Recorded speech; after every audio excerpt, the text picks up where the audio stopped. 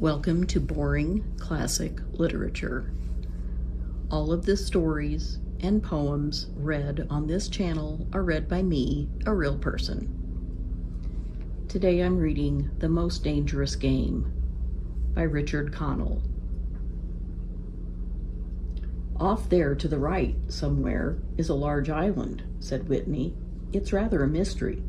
What island is it? Rainsford asked. The old charts call it Ship Trap Island, Whitney replied. A suggestive name, isn't it? Sailors have a curious dread of the place. I don't know why, some superstition. Can't see it, remarked Rainsford, trying to peer through the dank, tropical night that was palpable as it pressed its thick, warm blackness in upon the yacht. You've good eyes, said Whitney with a laugh, and I've seen you pick off a moose moving in the brown fall bush at 400 yards, but even you can't see 4 miles or so through a moonless Caribbean night. Nor 4 yards, admitted Rainsford. Ugh, it's like moist black velvet. It will be light enough in Rio, promised Whitney. We should make it in a few days. I hope the Jaguar guns have come from Purdy's. We should have some good hunting up the Amazon. Great sport, hunting. The best sport in the world, agreed Rainsford. For the hunter, amended Whitney, not for the Jaguar. Don't talk rot, Whitney, said Rainsford. You're a big game hunter, not a philosopher. Who cares how a Jaguar feels? Perhaps the Jaguar does, observed Whitney. Bah, they've no understanding. Even so, I rather think they understand one thing: fear. The fear of pain and the fear of death. Nonsense, laughed Rainsford. This hot weather is making you soft, Whitney. Be a realist. The world is made up of 2 classes, the hunters and the huntees. Luckily, you and I are hunters. Do you think we've passed that island yet? I can't tell in the dark. I hope so. Why? Asked Rainsford. The place has a reputation, a bad one. Cannibals? Suggested Rainsford. Hardly. Even cannibals wouldn't live in such a god-forsaken place. But it's gotten into sailor lore somehow. Didn't you notice that the crew's nerves seemed a bit jumpy today? They were a bit strange, now you mention it. Even Captain Nielsen. Yes, even that tough-minded old Swede, who'd go up to the devil himself and ask him for a light. Those fishy blue eyes held a look I never saw there before. All I could get out of him was, "This place has an evil name among seafaring men, sir." Then he said to me very gravely, "Don't you feel anything?" As if the air about us was actually poisonous. Now, you mustn't laugh when I tell you this. I did feel something like a sudden chill. There was no breeze. The sea was as flat as a plate glass window. We were drawing near the island then. What I felt was a mental chill, a sort of sudden dread. Pure imagination, said Rainsford. One superstitious sailor can taint the whole ship's company with his fear. Maybe, but sometimes I think sailors have an extra sense that tells them when they are in danger. Sometimes I think evil is a tangible thing, with wavelengths, just as sound and light have. An evil place can, so to speak, broadcast vibrations of evil. Anyhow, I'm glad we're getting out of this zone. Well, I think I'll turn in now, Rainsford. I'm not sleepy, said Rainsford. I'm going to smoke another pipe up on the afterdeck. Good night, then, Rainsford. See you at breakfast. Right. Good night, Whitney. There was no sound in the night as Rainsford sat there, but the muffled throb of the engine that drove the yacht swiftly through the darkness and the swish and ripple of the wash of the propeller. Rainsford, reclining in a steamer chair, indolently puffed on his favorite briar. The sensuous drowsiness of the night was on him. It's so dark, he thought, that I could sleep without closing my eyes. The night would be my eyelids. An abrupt sound startled him. Off to the right he heard it, and his ears, expert in such matters, could not be mistaken. Again he heard the sound, and again. Somewhere, off in the blackness, someone had fired a gun 3 times. Rainsford sprang up and moved quickly to the rail, mystified. He strained his eyes in the direction from which the reports had come, but it was like trying to see through a blanket. He leaped upon the rail and balanced himself there to get greater elevation. His pipe, striking a rope, was knocked from his mouth. He lunged for it. A short, hoarse cry came from his lips as he realized he had reached too far and had lost his balance. The cry was pinched off short as the blood-warm waters of the Caribbean Sea closed over his head. He struggled up to the surface and tried to cry out, but the wash from the speeding yacht slapped him in the face, and the salt water in his open mouth made him gag and strangle. Desperately, he struck out with strong strokes after the receding lights of the yacht, but he stopped before he had swum 50 feet. A certain cool-headedness had come to him. It was not the first time he had been in a tight place. There was a chance that his cries could be heard by someone aboard the yacht, but that chance was slender, and grew more slender as the yacht raced on. He wrestled himself out of his clothes and shouted with all his power. The lights of the yacht became faint and ever-vanishing fireflies. Then they were blotted out entirely by the night. Rainsford remembered the shots. They had come from the right, and doggedly he swam in that direction, swimming with slow, deliberate strokes, conserving his strength. For a seemingly endless time he fought the sea. He began to count his strokes. He could do possibly 100 more, and then Rainsford heard a sound. It came out of the darkness, a high, screaming sound, the sound of an animal in an extremity of anguish and terror. He did not recognize the animal that made the sound. He did not try to. With fresh vitality, he swam toward the sound. He heard it again. Then it was cut short by another noise, crisp, staccato. "Pistol shot," muttered Rainsford, swimming on. 10 minutes of determined effort brought another sound to his ears, the most welcome he had ever heard. The muttering and growling of the sea breaking on a rocky shore. He was almost on the rocks before he saw them. On a night less calm, he would have been shattered against them. With his remaining strength, he dragged himself from the swirling waters. Jagged crags appeared to jut up into the opaqueness. He forced himself upward, hand over hand. Grasping, his hands raw, he reached a flat place at the top. Dense jungle came down to the very edges of the cliffs. What perils that tangle of trees and underbrush might hold for him did not concern Rainsford just then. All he knew was that he was safe from his enemy, the sea, and that utter weariness was on him.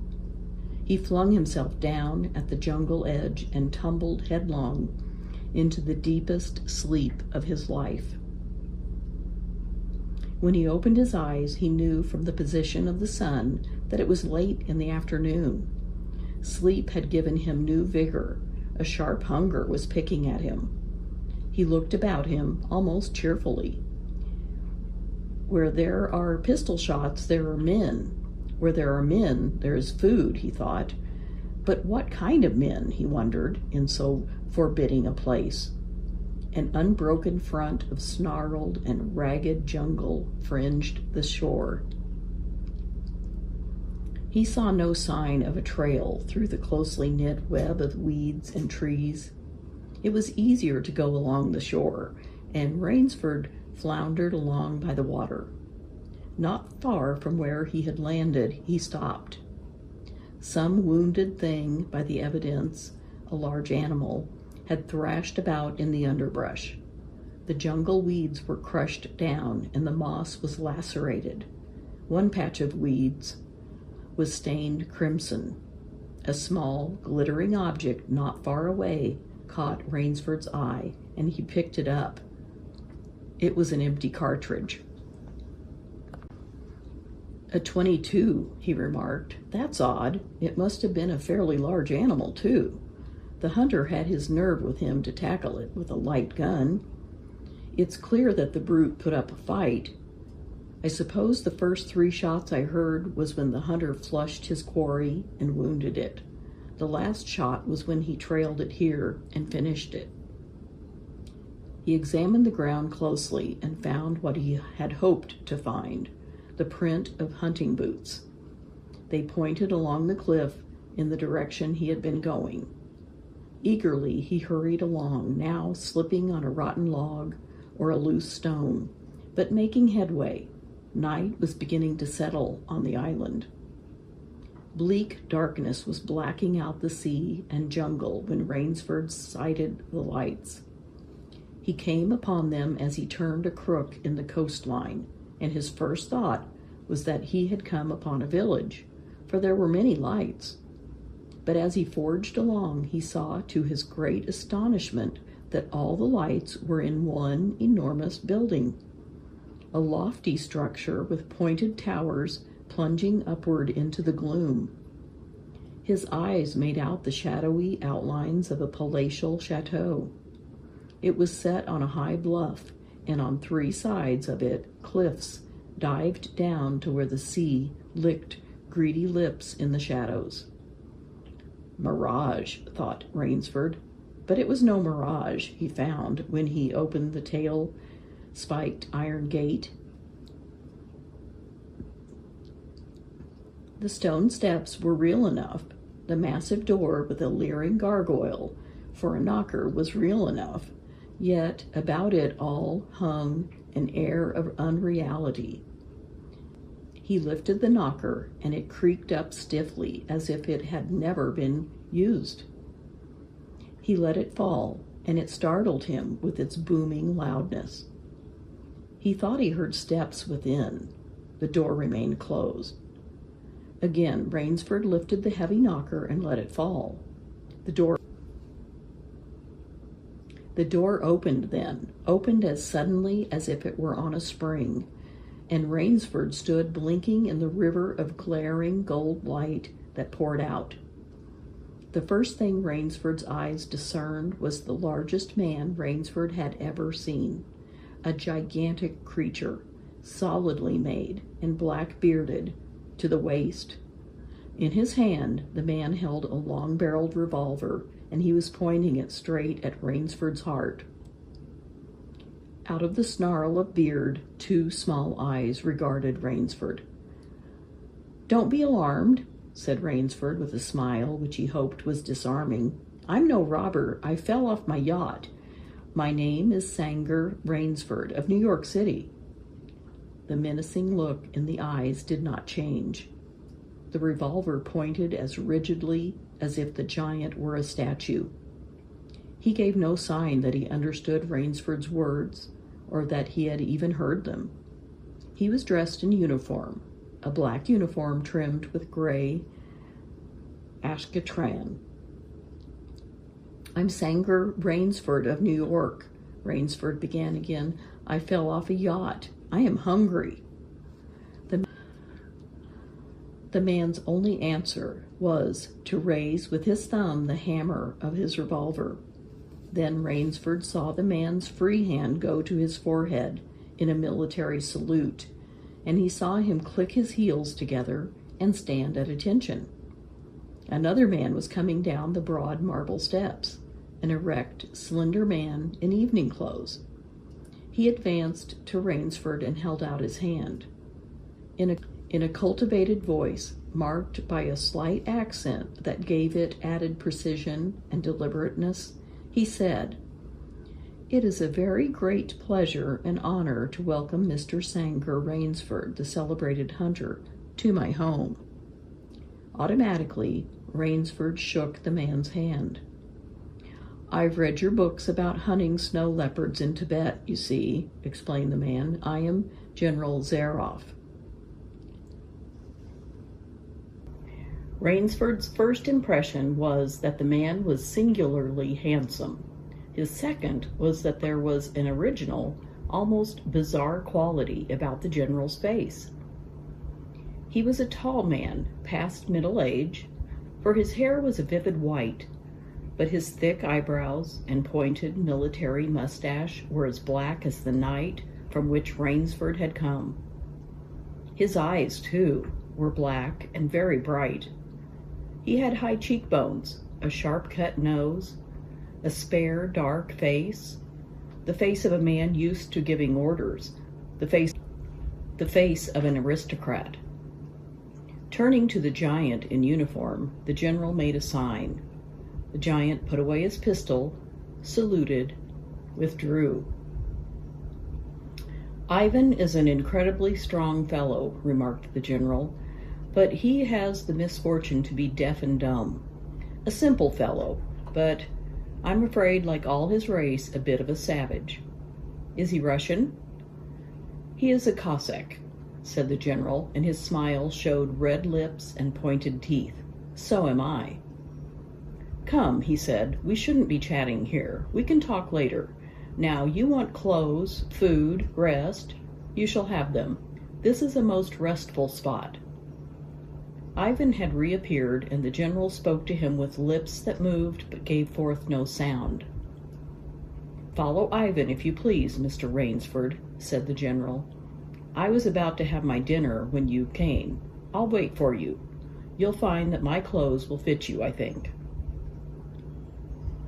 It was to a huge, beam-ceilinged bedroom with a canopied bed big enough for 6 men that Rainsford followed the silent giant. Ivan laid out an evening suit, and Rainsford, as he put it on, noticed that it came from a London tailor who ordinarily cut and sewed for none below the rank of duke. The dining room to which Ivan conducted him was in many ways remarkable. There was a medieval magnificence about it. It suggested a baronial hall of feudal times with its oaken panels, its high ceiling, its vast refractory table where 20 men could sit down to eat. About the hall were the mounted heads of many animals: lions, tigers, elephants, moose, bears, larger or more perfect specimens Rainsford had never seen. At the great table, the general was sitting alone. "You'll have a cocktail, Mr. Rainsford," he suggested. The cocktail was surpassingly good, and Rainsford noted the table appointments were of the finest: the linen, the crystal, the silver, the china. They were eating borscht, the rich red soup with whipped cream so dear to Russian palates. Half apologetically, General Zaroff said, "We do our best to preserve the amenities of civilization here. Please forgive any lapses. We are well off the beaten track, you know. Do you think the champagne has suffered from its long ocean trip?" "Not in the least," declared Rainsford. He was finding the general a most thoughtful and affable host, a true cosmopolite. But there was one small trait of the general's that made Rainsford uncomfortable. Whenever he looked up from his plate, he found the general studying him, appraising him narrowly. "Perhaps," said General Zaroff, "you were surprised that I recognized your name. You see, I read all books on hunting published in English, French, and Russian. I have but one passion in my life, Mr. Rainsford, and it is the hunt." "You have some wonderful heads here," said Rainsford as he ate a particularly well-cooked filet mignon. "That Cape buffalo is the largest I ever saw." "Oh, that fellow. Yes, he was a monster. Did he charge you?" "Hurled me against a tree," said the general. "Fractured my skull, but I got the brute." I've always thought, said Rainsford, that the Cape buffalo is the most dangerous of all big game. For a moment, the general did not reply. He was smiling his curious, red-lipped smile. Then he said slowly, "No, you are wrong, sir. The Cape buffalo is not the most dangerous big game." He sipped his wine. "Here in my preserve on this island," he said in the same slow tone, I hunt more dangerous game." Rainsford expressed his surprise. "Is there big game on this island?" The general nodded. "The biggest." "Really?" "Oh, it isn't here naturally, of course. I have to stock the island." "What have you imported, General?" Rainsford asked. "Tigers?" The general smiled. "No," he said. "Hunting tigers ceased to interest me some years ago. I exhausted their possibilities, you see. No thrill left in tigers, no real danger. I live for danger, Mr. Rainsford." The general took from his pocket a gold cigarette case and offered his guest a long black cigarette with a silver tip.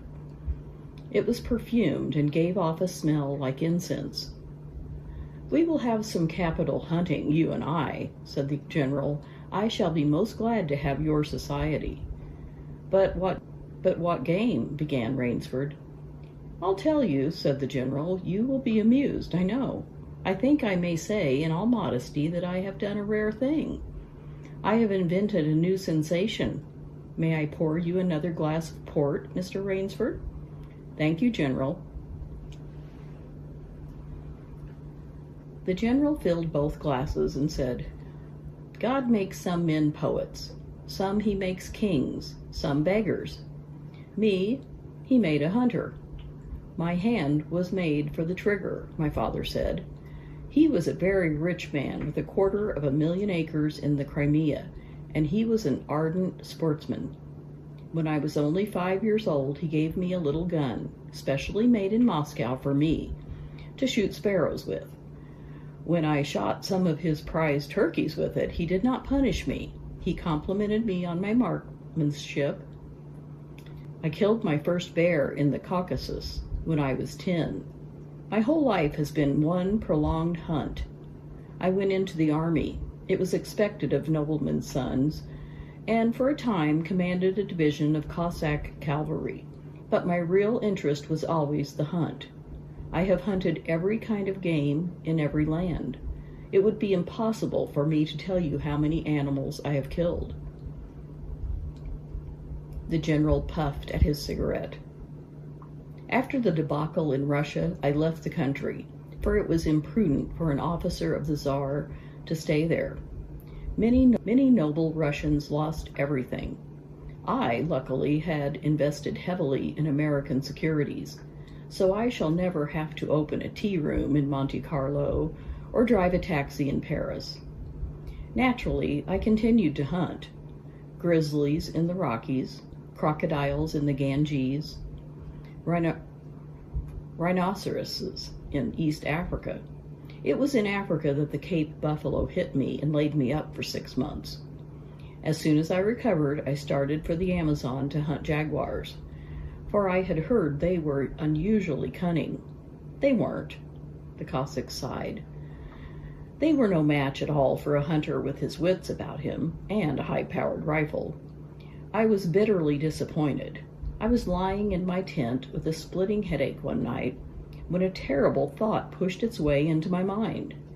Hunting was beginning to bore me, and hunting, remember, had been my life.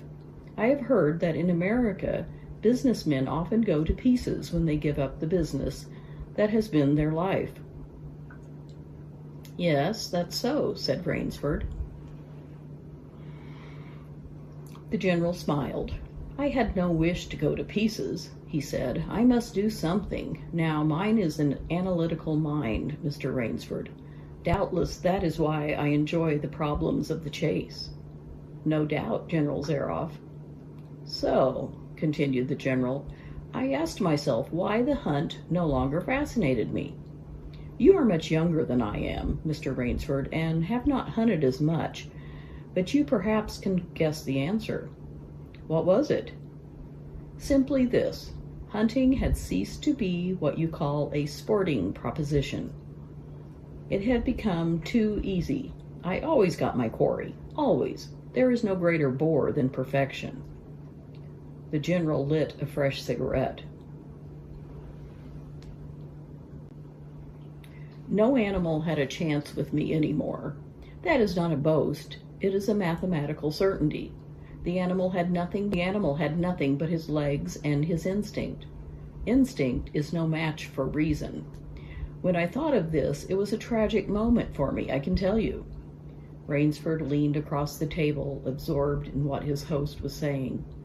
It came to me as an inspiration what I must do, the general went on. And that was? The general smiled the quiet smile of one who has faced an obstacle and surmounted it with success. I had to invent a new animal to hunt, he said. A new animal? You're joking. Not at all, said the general. I never joke about hunting. I needed a new animal. I found one. So I bought this island, built this house, and here I do my hunting. The island is perfect for my purposes. There are jungles with a maze of trails in them, hills, swamps. But the animal, General Zaroff. Oh, said the general, it supplies me with the most exciting hunting in the world. No other hunting compares with it for an instant. Every day I hunt, and I never grow bored now, for I have a quarry with which I can match my wits. Rainsford's bewilderment showed in his face. I wanted the ideal animal to hunt, explained the general, so I said, what are the attributes of an ideal quarry? And the answer was, of course, it must have courage, cunning, and above all, it must be able to reason. But no animal can reason, objected Rainsford. My dear fellow, said the general, there is one that can. But you can't mean, gasped Rainsford. And why not? I can't believe you are serious, General Zaroff. This is a grisly joke. Why should I not be serious? I am speaking of hunting. Hunting? Good God, General Zaroff, what you speak of is murder. The general laughed with entire good nature. He regarded Rainsford quizzically. I refuse to believe that so modern and civilized a young man as you seem to harbor romantic ideas about the value of human life. Surely your experiences in the war did not make me condone cold-blooded murder, finished Rainsford stiffly. Laughter shook the general. How extraordinarily droll you are, he said. One does not expect nowadays to find a young man of the educated class, even in America, with such a naive, and if I may say so, mid-Victorian point of view. It's like finding a snuff box in a limousine. Ah, well, doubtless you had Puritan ancestors. So many Americans appear to have had. I'll wager you'll forget your notions when you go hunting with me. You've a genuine new thrill in store for you, Mr. Rainsford. Thank you. I'm a hunter, not a murderer. Dear me, said the general, quite unruffled. Again, that unpleasant word. But I think I can show you that your scruples are quite ill-founded. Yes? Life is for the strong, to be lived by the strong, and, if needs be, taken by the strong. The weak of the world were put here to give the strong pleasure. I am strong. Why should I not use my gift? If I wish to hunt, why should I not? I hunt the scum of the earth, sailors from tramp ships, Lascars, blacks, Chinese, whites, mongrels.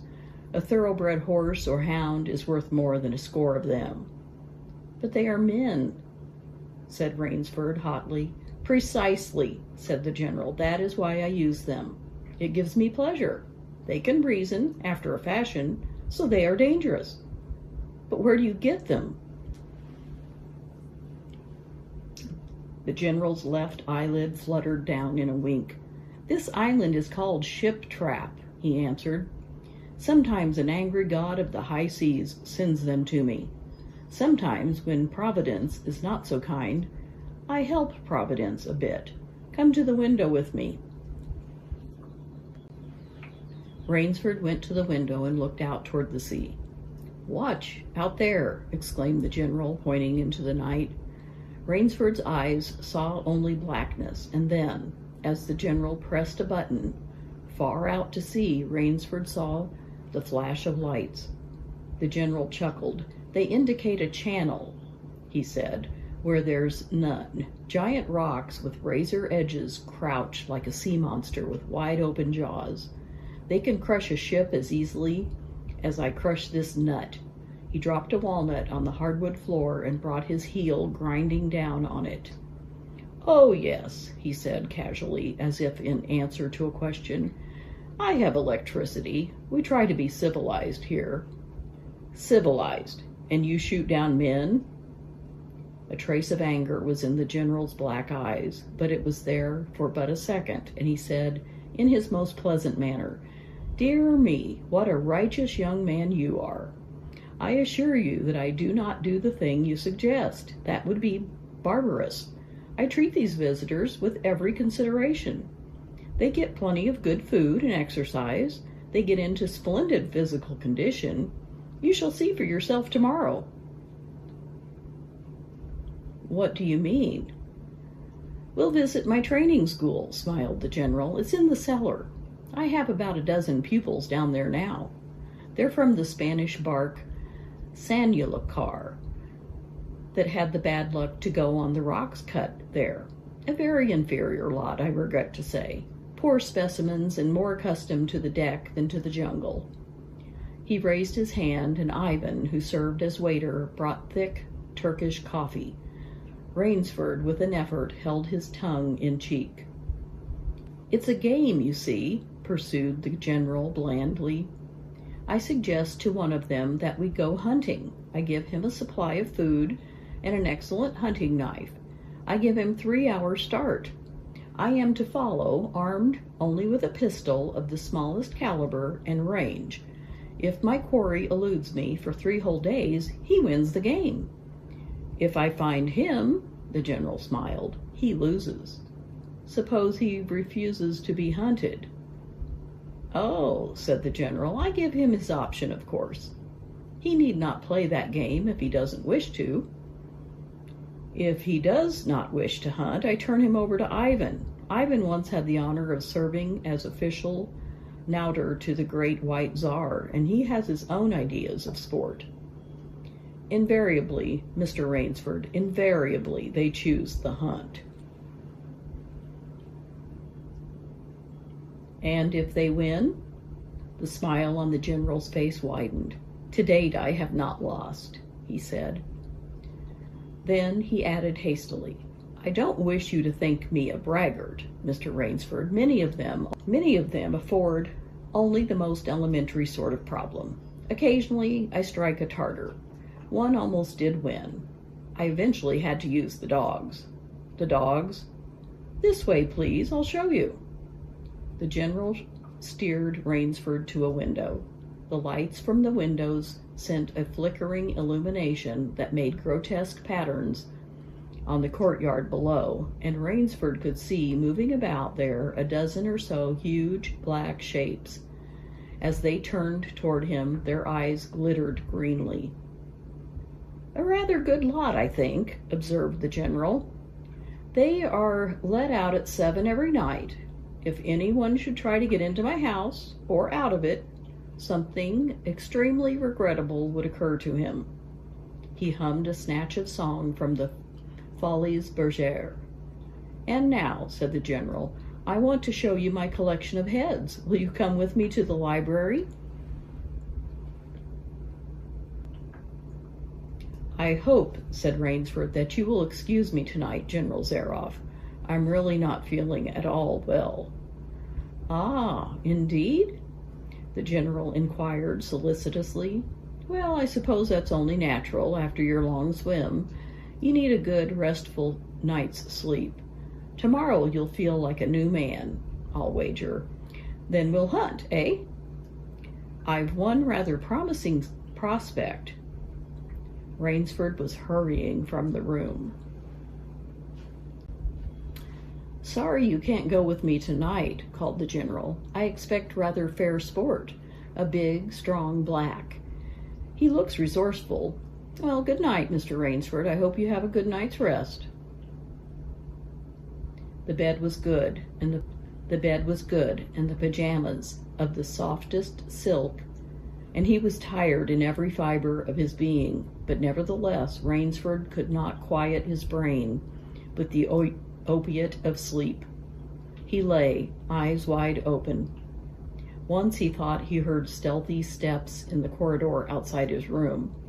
He sought to throw open the door. It would not open. He went to the window and looked out. His room was high up in one of the towers. The lights of the chateau were out now, and it was dark and silent, and there was a fragment of sallow moon, and by its wan light he could see, dimly, the courtyard. There, weaving in and out of the pattern of shadow, were black, noiseless forms. The hounds heard him at the window and looked up, expectantly, with their green eyes. Rainsford went back to the bed and lay down. By many methods he tried to put himself to sleep. He had achieved a doze when, just as morning began to come, he heard, far off in the jungle, the faint report of a pistol. General Zaroff did not appear until luncheon. He was dressed faultlessly in the tweeds of a country squire. He was solicitous about the state of Rainsford's health. "As for me," sighed the general, "I do not feel so well. I am worried, Mr. Rainsford. Last night I detected traces of my old complaint." To Rainsford's questioning glance, the general said, "On you. Boredom." Then, taking a second helping of crepe Suzette, the general explained, "The hunting was not good last night. The fellow lost his head. He made a straight trail that offered no problems at all. That's the trouble with these sailors. They have dull brains to begin with, and they do not know how to get about in the woods. They do excessively stupid and obvious things. It's most annoying. Will you have another glass of Chablis? Mr. Rainsford?" "General," said Rainsford firmly, "I wish to leave this island at once." The general raised his thickets of eyebrows. He seemed hurt. "But, my dear fellow," the general protested, "you've only just come. You've had no hunting." "I wish to go today," said Rainsford. He saw the dead black eyes of the general on him, studying him.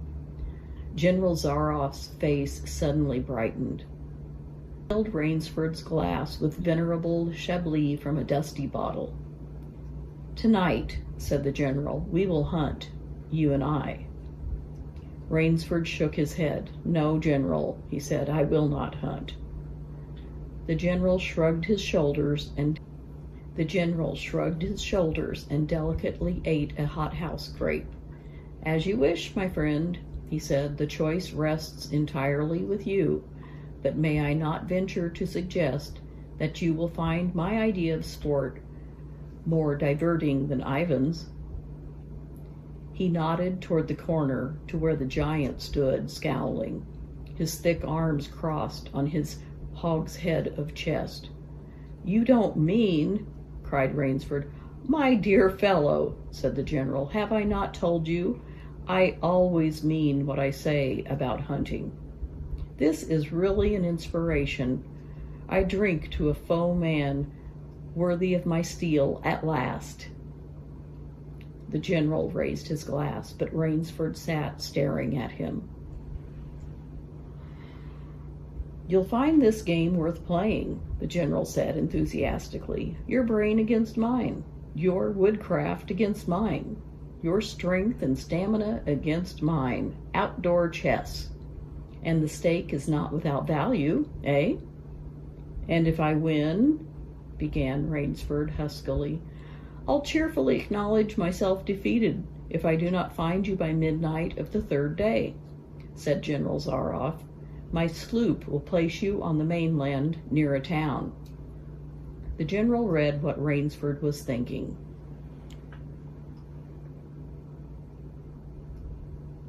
"Oh, you can trust me," said the Cossack. "I will give you my word as a gentleman and a sportsman. Of course, you, in turn, must agree to say nothing of your visit here." "I'll agree to nothing of the kind," said Rainsford. "Oh," said the general, "in that case. But why discuss that now? 3 days hence we can discuss it over a bottle of Veuve Clicquot, unless—" The general sipped his wine. Then a business-like air animated him. "Ivan," he said to Rainsford, "will supply you with hunting clothes, food, a knife. I suggest you wear moccasins. They leave a poorer trail. I suggest, too, that you avoid the big swamp in the southeast corner of the island. We call it Death Swamp. There's quicksand there. One foolish fellow tried it. The deplorable part of it was that Lazarus followed him. You can imagine my feelings, Mr. Rainsford. I loved Lazarus. He was the finest hound in my pack. Well, I must beg you to excuse me now. I always take a siesta after lunch. You'll hardly have time for a nap, I fear. You'll want to start, no doubt. I shall not follow till dusk. Hunting at night is so much more exciting than by day, don't you think? Au revoir, Mr. Rainsford. Au revoir, Mr. Rainsford. Au revoir." General Zaroff, with a deep, courtly bow, strolled from the room. From another door came Ivan. Under one arm he carried khaki hunting clothes, a haversack of food, a leather sheath containing a long-bladed hunting knife. His right hand rested on a cocked revolver thrust in the crimson sash about his waist. Rainsford had fought his way through the bush for 2 hours. "I must keep my nerve, he said through tight teeth. He had not been entirely clear-headed when the chateau gates snapped shut behind him. His whole idea at first was to put distance between himself and General Zaroff, and to this end he had plunged along, spurred on by the sharp growls of something very like panic. Now he had got a grip on himself, had stopped, and was taking stock of himself and the situation. He saw that straight flight was futile. Inevitably, it would bring him face to face with the sea. He was in a picture with a frame of water, and his operations, clearly, must take place within that frame. "I'll give him a trail to follow," muttered Rainsford, and he struck off from the rude path he had been following into the trackless wilderness. He executed a series of intricate loops. He doubled on his tail again and again, recalling all the lore of the fox hunt and all the dodges of the fox. Night found him leg-weary, with hands and face lashed by the branches, on a thickly wooded ridge. He knew it would be insane to blunder on through the dark, even if he had the strength. His need for rest was imperative, and he thought, "I have played the fox, now I must play the cat of the fable." A big tree with a thick trunk and outspread branches was nearby, and taking care to leave not the slightest mark, he climbed up into the crotch, and stretching out on one of the broad limbs, after a fashion, rested. Rest brought him new confidence and almost a feeling of security. Even so zealous a hunter as General Zaroff could not trace him there, he told himself. Only the devil himself could follow that complicated trail through the jungle after dark. But perhaps the general was a devil.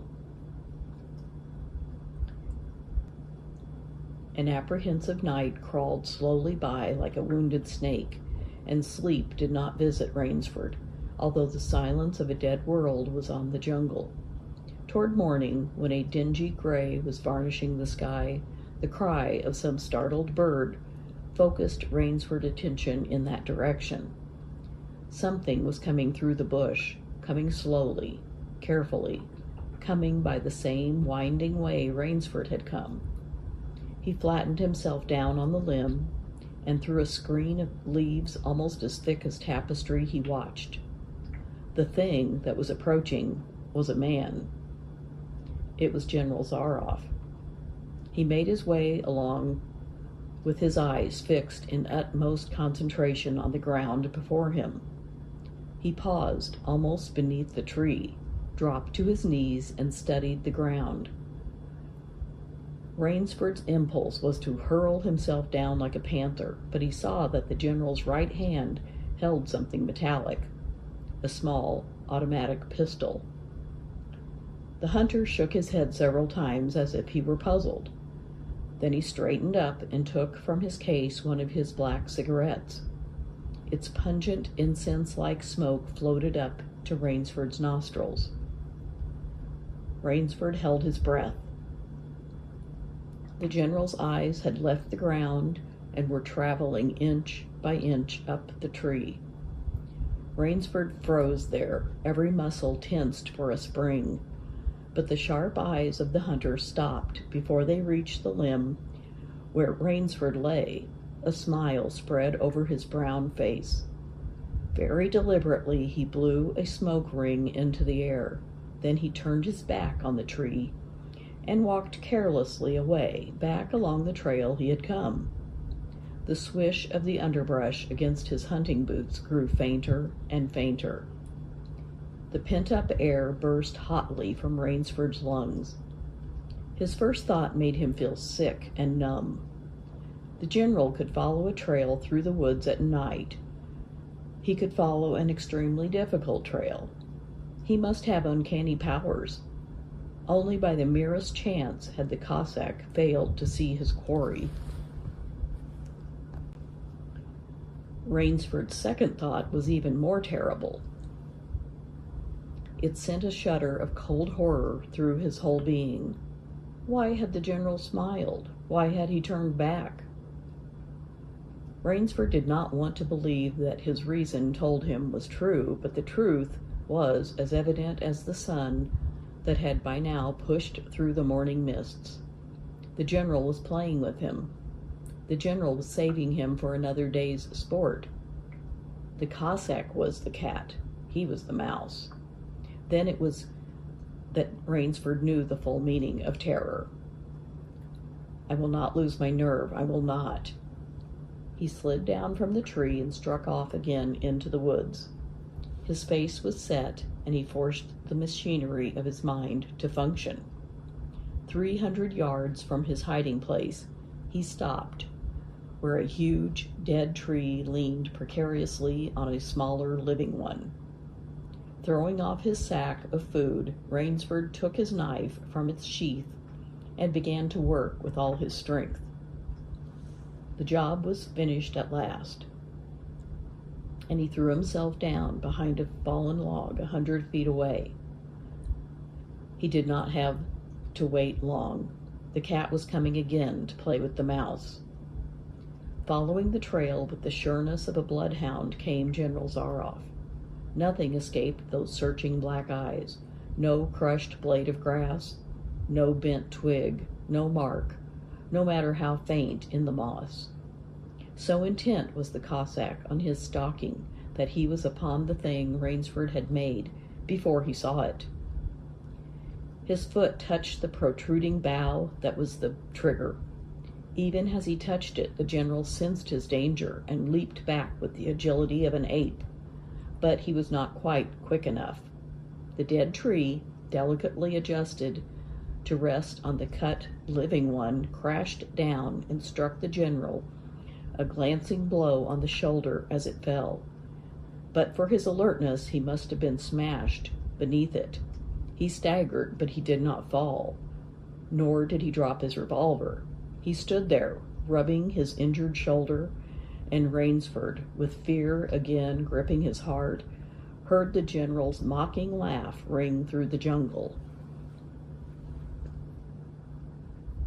"Rainsford," called the general, "if you are within sound of my voice, as I suppose you are, let me congratulate you. Not many men know how to make a Malay man-catcher. Luckily for me, I too have hunted in Malacca, "You are proving interesting, Mr. Rainsford. I am going now to have my wound dressed. It's only a slight one, but I shall be back. I shall be back." When the general, nursing his bruised shoulder, had gone, Rainsford took up his flight again. It was flight now, a desperate, hopeless flight that carried him on for some hours. Dusk came, then darkness, and still he pressed on. The ground grew softer under his moccasins. The vegetation grew ranker, denser. Insects bit him savagely. Then, as he stepped forward, his foot sank into the ooze. He tried to wrench it back, but the muck sucked viciously at his foot, as if it were a giant leech. With a violent effort, he tore his foot loose. He knew where he was now, Death Swamp and its quicksand. His hands were tight, closed, as if his nerve were something tangible that someone in the darkness was trying to tear from his grip. The softness of the earth had given him an idea. He stepped back from the quicksand a dozen feet or so, and, like some huge prehistoric beaver, he began to dig. Rainsford had dug himself in France when a second's delay meant death. That had been a placid pastime compared to this digging now. The pit grew deeper. When it was above his shoulders, he climbed out and from some hard saplings cut stakes and sharpened them to a fine point. These stakes he planted in the bottom of the pit with the points sticking up. With flying fingers he wove a rough carpet of weeds and branches, and with it he covered the mouth of the pit. Then, wet with sweat and aching with tiredness, he crouched behind the stump of a lightning-charred tree.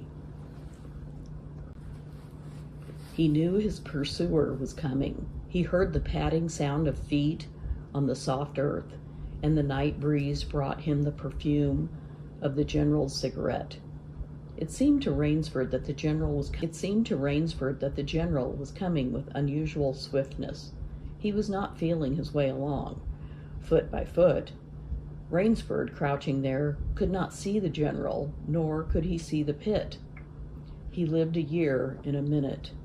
Then he felt an impulse to cry aloud with joy, for he heard the sharp crackle of the breaking branches as the cover of the pit gave way. He heard the sharp scream of pain as the pointed stakes found their mark. He leaped up from his place of concealment. Then he cowered back. 3 feet from the pit, a man was standing with an electric torch in his hand. "You've done well, Rainsford," the voice of the general called. "Your Burmese tiger pit has claimed one of my best dogs. Again you score. I think, Mr. Rainsford, I'll see what you can do against my whole pack. I'm going home for a rest now. Thank you for a most amusing evening." At daybreak, Rainsford, lying near the swamp, was awakened by a sound that made him know that he had new things to learn about fear. It was a distant sound, faint and wavering, but he knew it. It was the baying of a pack of hounds. Rainsford knew he could do one of 2 things. He could stay where he was and wait. That was suicide. He could flee. That was postponing the inevitable. For a moment he stood there, thinking. An idea that held a wild chance came to him, and tightening his belt, he headed away from the swamp. The baying of the hounds grew nearer, then still nearer, nearer, ever nearer. On a ridge, Rainsford climbed a tree. Down a watercourse, not a quarter of a mile away, he could see the bush moving. Straining his eyes, he saw the lean figure of General Zaroff just ahead of him. Rainsford made out another figure whose wide shoulders surged through the tall jungle weeds. It was the giant Ivan, and he seemed pulled forward by some unseen force. Rainsford knew that Ivan must be holding the pack in leash. They would be on him any minute now. His mind worked frantically. He thought of a native trick he had learned in Uganda. He slid down the tree. He caught hold of a springy young sapling, and to it he fastened his hunting knife, with the blade pointing down the trail. With a bit of wild grapevine, he tied back the sapling. Then he ran for his life. The hounds raised their voices as they hit the fresh scent. Rainsford knew now how an animal at bay feels. He had to stop to get his breath. The baying of the hounds stopped abruptly, and Rainsford's heart stopped too. They must have reached the knife. He shinned excitedly up a tree and looked back. His pursuers had stopped, but the hope that was in Rainsford's brain when he climbed died, for he saw in the shallow valley that General Zaroff was still on his feet, but Ivan was not. The knife, driven by the recoil of the springing tree, had not wholly failed. Rainsford had hardly tumbled to the ground when the pack took up the cry again. "Nerve! Nerve! Nerve!" he panted as he dashed along. A blue gap showed between the trees dead ahead. Ever nearer drew the hounds. Rainsford forced himself on toward that gap. He reached it. It was the shore of the ocean. Across a cove he could see the gloomy gray stone of the chateau. 20 feet below him the sea rumbled and hissed. Rainsford hesitated. He heard the hounds, then he leaped far out into the sea. When the general and his pack reached the place by the sea, the Cossack stopped. For some minutes he stood regarding the blue-green expanse of water. He shrugged his shoulders. Then he sat down, took a drink of brandy from a silver flask, lit a perfumed cigarette, and hummed a bit from Madame Butterfly. General Zaroff had an exceedingly good dinner in his great paneled dining hall that evening. With it, he had a bottle of Poi Roger and half a bottle of Chambertin. 2 slight annoyances kept him from perfect enjoyment. One was the thought that it would be difficult to replace Ivan. The other was that his quarry had escaped him. Of course, the American hadn't played the game, so thought the general, as he tasted his after-dinner liqueur. In his library he read, to soothe himself, from the works of Marcus Aurelius. At 10 he went up to his bedroom. He was deliciously tired, he said to himself as he locked himself in. There was a little moonlight, so before turning on his light, he went to the window and looked down at the courtyard. He could see the great hounds, and he called, "Better luck another time," to them. Then he switched on the light. A man who had been hiding in the curtains of the bed was standing there. "Rainsford!" screamed the general. "How in God's name did you get here?" "Swam," said Rainsford. "I found it quicker than walking through the jungle." The general sucked in his breath and smiled. "I congratulate you," he said. "You have won the game." Rainsford did not smile. "I am still a beast at bay," he said in a low, hoarse voice. "Get ready, General Zaroff." The general made one of his deepest bows. "I see," he said. "Splendid. One of us is to furnish a repast for the hounds. The other will sleep in this very excellent bed. On guard, Rainsford." He had never slept in a better bed, Rainsford decided. Thank you for listening to The Most Dangerous Game. If you enjoyed this recording, please like the video. And if you'd like to hear more like this, please subscribe to the channel.